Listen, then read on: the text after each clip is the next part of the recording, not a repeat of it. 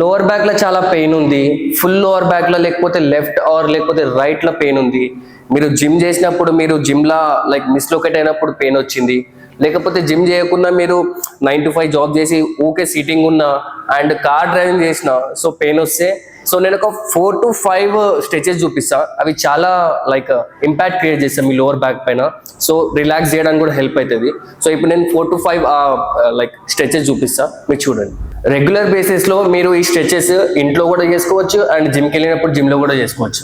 అన్నిటికన్నా ముందు మనము ఇట్లా హ్యాండ్ స్ట్రెచ్ చేసి సో మనము ఇట్లా కవ్ పొజిషన్ తీసుకొని అండ్ మీ బ్యాక్ ఇట్లా బ్యాక్ స్ట్రెచ్ చేయండి ఇట్లా కంప్లీట్లీ. మీ షోల్డర్, మీ ఫోర్ ఆర్మ్, మీ జాయింట్స్ అన్ని మీ బ్యాక్ వరకు స్ట్రెచ్ అయిపోతుంది. బ్రీత్ కంట్రోల్ చేయండి and come front. Breath out. Back వెళ్ళినప్పుడు breath in. Complete stretch. Breath out. Look up.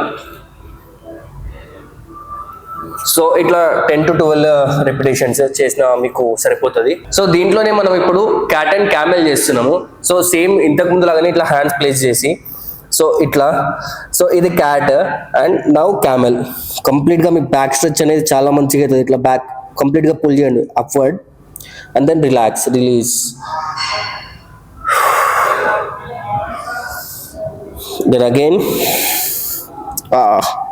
Me shoulder, మీ బ్యాక్, మీ లాడ్ వరకు స్ట్రెచ్ అయిపోతుంది.